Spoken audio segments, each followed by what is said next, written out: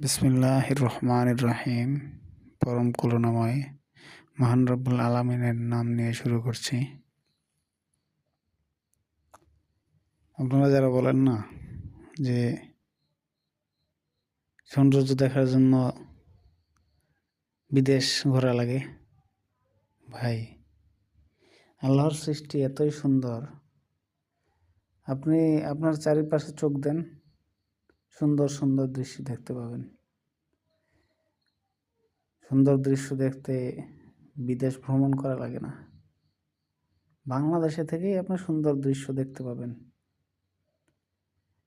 আপনি যদি সুন্দর কোনো দৃশ্য, সুন্দর কোনো জায়গা খুঁজে না পান, তাহলে আমি বলি কি,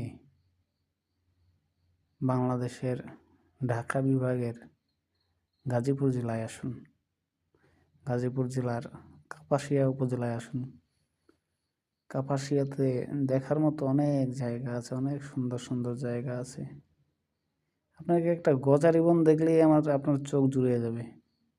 গজারি বনের ভিতরে আপনি যদি যান, আপনার বের হতে মন চাইবে না, কোনোভাবে বের হতে মন চাইবে না। আমি যেখানে আসি, এটা একটা গজারি